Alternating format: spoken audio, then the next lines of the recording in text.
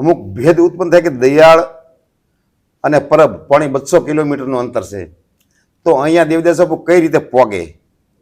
જે મિત્રો હમણાં આપણે દાદાભાઈથી જાણ્યું એમ જે આ બે આ ખાંભી છે, જે રક્તપિત્ત નામનો રોગ થતો તેને જે અહીંયા જળ સમાધિ દેવામાં આવતી, જે અહીંયાથી ધક્કો મારવામાં આવતો, વનવાસ હતો અને જે વનવાસ દ્વારા અહીંયા જે શિવની આરાધના કરવામાં આવી, ત્યારબાદ અહીંયા શિવલિંગની સ્થાપના કરવામાં આવી હતી. મહાદેવ મિત્રો, કેમ છો ભાઈ? ફરી એક અમારા નવા વિડીયોમાં તમારું બધાનું હાર્દિક સ્વાગત કરું છું. ભાઈ આજે આપણે આવીએ છીએ ભાવનગર જિલ્લાનું મહુવા તાલુકામાં આવેલું એક નાનકડું ઉમથું ગામ, જે દરિયાની એક્ઝેક્ટ નજીક આવેલું છે, જે એમ કહી શકાય કે મિત્રો રત્નેશ્વર મહાદેવનું મંદિર. દિયાળ જે સ્થાનિક માન્યતા પ્રમાણે મહાભારત દરમિયાન પાંડવોએ શિવની સ્થાપના કરેલ છે, જે શ્રદ્ધાનું મહત્વ એક કેન્દ્ર માનવામાં આવેલું છે. તો ચાલો આપણે સાથે મળીને તેના દર્શન કરીએ અને તેમના ઇતિહાસ વિશે માહિતી મેળવીએ. મંદિરે પહોંચી ગયા છીએ અને ઉપર મંદિર આવેલું છે અને એક મંદિર દરિયાની નીચે આવેલું છે, જે ગુફાની અંદર છે. તો આપણે ત્યાં પણ દર્શન કરવા જઈએ, પહેલા અહીંયા દર્શન કરીએ. આ રીતનું ભાઈ દરિયા કિનારે ઉપર જે મંદિર આવેલું છે, આ ત્યાંના દર્શન કરી રહ્યા છીએ આપણે. અહીંયા તમને કોઠિયાના દર્શન થાય અને અહીંયા તમને શિવલિંગના દર્શન થાય. તો હર હર મહાદેવ. જે આ રીતનું આખું મંદિર છે, જે દરિયાની તટ ઉપર આવેલું છે આખું મંદિર.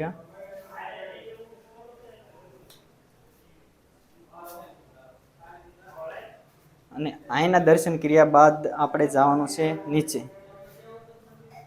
તો મિત્રો આપણે છે ને ભાઈ સવારના 8 વાગ્યાની રાહ જોતા હતા દરિયાની ભરતી ખાલી થાય, ને અત્યારે મિત્રો 12:30 વાગી રહ્યા છે ને હવે દરિયાનું પાણી થોડુંક ઓછું થયું છે, હવે જવાય એવું થઈ ગયું છે.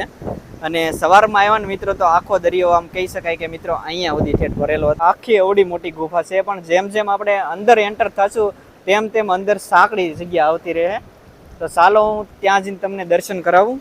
અને હજીથી તમે જોઈ શકો છો મિત્રો પાણી છે ને હજી આવે જ છે, હજી થોડુંક જ ઉતર્યું છે. અને આ રસ્તો આ રીતે આખો બનાવવામાં આવેલો છે, જે આ રચ્છી પકડીને આપણે ત્યાં જઈ શકીએ તે રીતની આખી રચ્છી આ બાંધવામાં આવેલી છે. જે હજીથી પાણી જો મિત્રો અહીંયા સુધી તો આવે જ છે.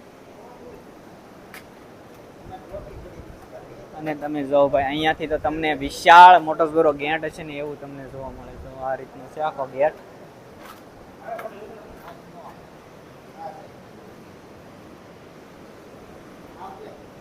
ગુફાની અંદર એન્ટર થઈ ગયા. આ ગુફા અંદાજિત છે ને 100 થી 150 ફૂટ ઊંડી આવેલી છે. આપણે અહીંયાથી આવ્યા અને હવે આપણે અંદર આખી ગુફાની અંદર જવાનું છે. આખી આવી ગુફા છે.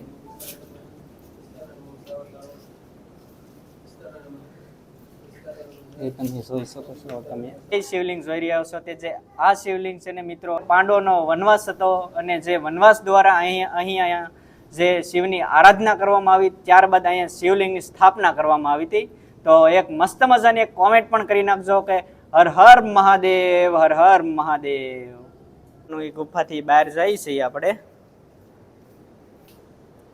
જે ભાઈ એમ કે ઘણું બધું નમીન બહાર જવું પડે છે ભાઈ. અંદર છે ને ઘણી બધી ગુફા સાંકડી છે, એના લીધે વિશાળ આખી ગુફા છે આ.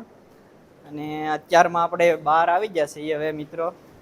રત્નેશ્વર મહાદેવના દર્શને આવ્યા, તેમની એક્ઝેક્ટ બાજુમાં સંત દેવીદાસ અમર દેવીદાસનો આશ્રમ છે. તો અહીંના ઇતિહાસ વિશે થોડી ઘણી માહિતી આપણને દાદા આપશે. ભાવનગર જિલ્લાનું મહુવા તાલુકાનું દિયાળ ગામ. તે ગામની અંદર હું વાઘજીભાઈ ગભાભાઈ ગોહિલ અહીંયા આશ્રમે રહું છું અને સંત દેવીદાસને ધૂપ દીવો કરું છું.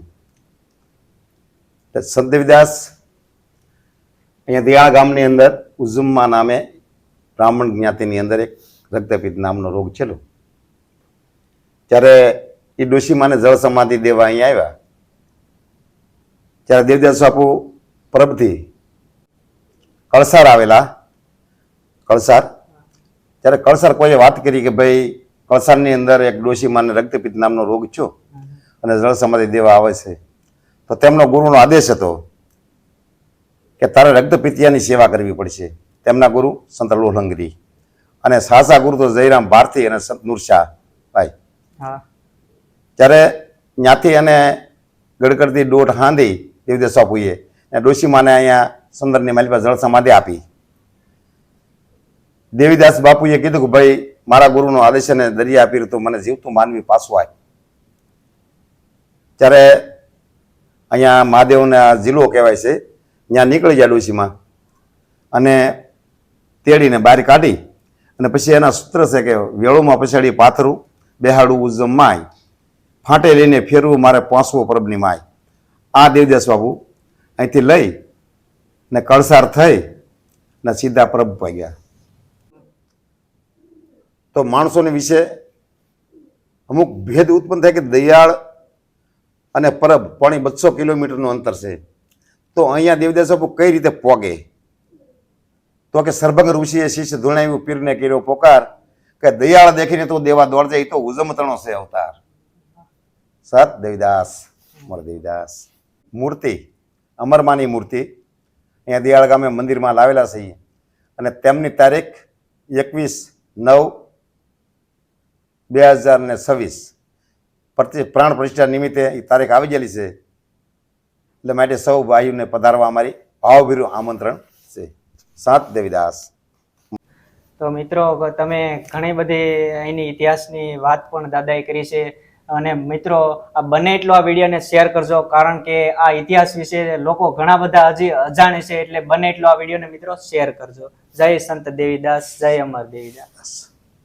જે મિત્રો હમણાં આપણે દાદા પાસેથી જાણ્યું એમ, જે આ બે આ ખાંભી છે, જે રક્તપિત્ત નામનો રોગ થતો તેને જે અહીંયા જળ સમાધિ દેવામાં આવતી, જે અહીંયાથી ધક્કો મારવામાં આવતો, આ તે બે ખાંભી છે.